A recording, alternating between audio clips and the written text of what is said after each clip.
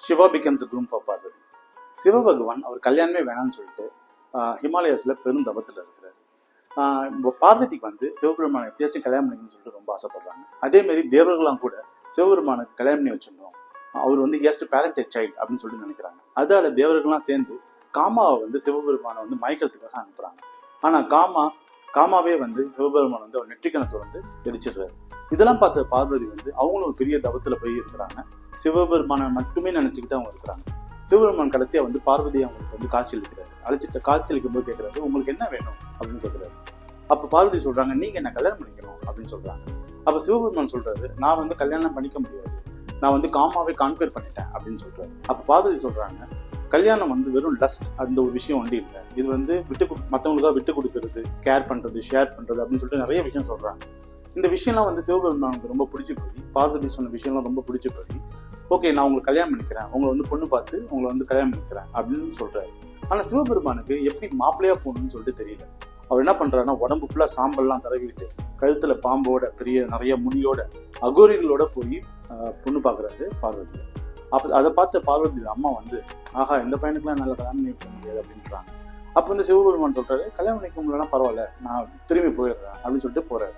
அப்ப வந்து பார்வதி போய் சொல்றாங்க சிவபெருமான் கிட்ட, போவாதீங்க, தேவர்கள் சொல்லலாம் கொஞ்சம் கேளுங்க, அவங்க ஐடியாச்சும் சொல்லுவாங்க அப்படின்னு சொல்றாங்க.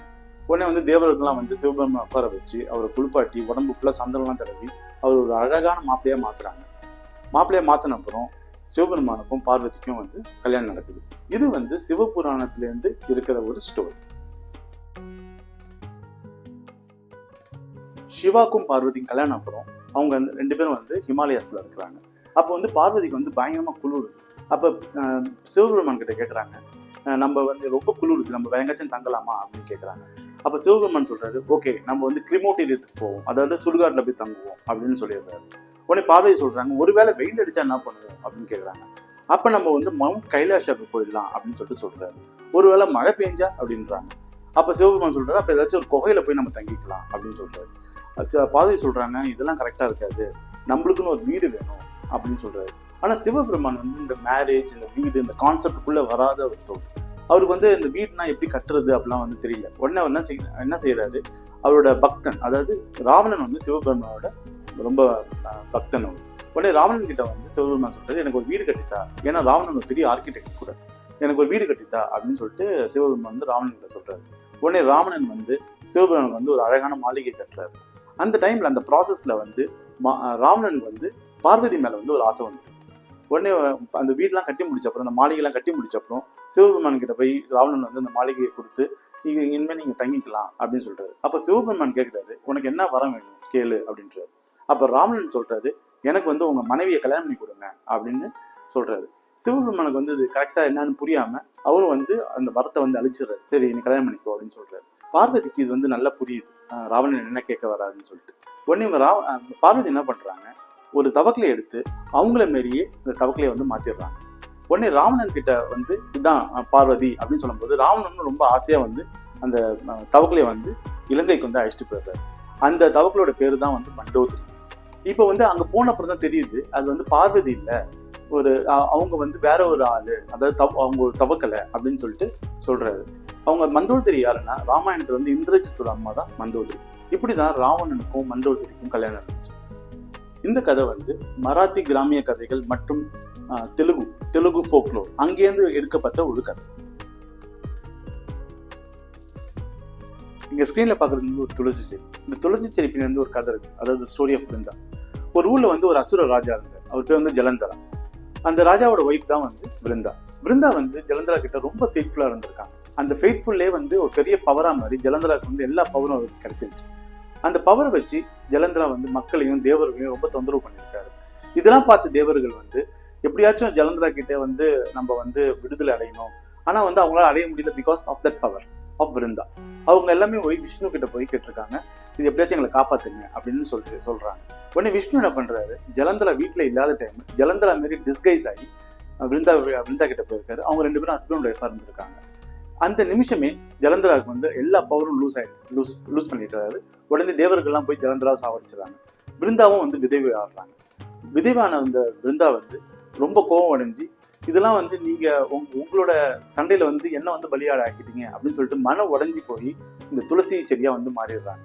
ஆனால் விஷ்ணு என்ன சொல்கிறாரு, கவலைப்படாதீங்க, நீங்கள் வந்து நீங்கள் பண்ணது ஒரு பெரிய தியாகம், உங்கள் தியாகத்தால் நிறைய பேர் இப்போ சந்தோஷமாக இருக்கிறாங்க. அதால் நீங்கள் என்றைக்குமே வந்து விதவையாக மாட்டீங்க, ஒரு விடோ ஆக மாட்டீங்க. எப்போதுமே வந்து ஹிந்து மித்தாலஜி பிரகாரம் நீங்கள் இந்த செடியை வந்து ஒரு வீட்லேயும் நடு மாடத்தில் வச்சு உங்களை வந்து எல்லா சுமங்களையும் வந்து கும்பிடுவாங்க அப்படின்னு சொல்லிட்டு அவங்களுக்கு வந்து வரம் அளிக்கிறாரு. இன்னைக்கு வரைக்கும் இந்த வரம் வந்து அது கண்டினியூ ஆகி இப்பயும் வந்து ஒரு ஹிந்து வீட்டில் போய் பார்த்தீங்கன்னா கண்டிப்பாக இந்த செடி வந்து துளசி செடி வந்து துளசி மாடன் செடி இருக்கும், நிறைய சுமங்கலி வந்து அதை வந்து கும்பிடுவாங்க.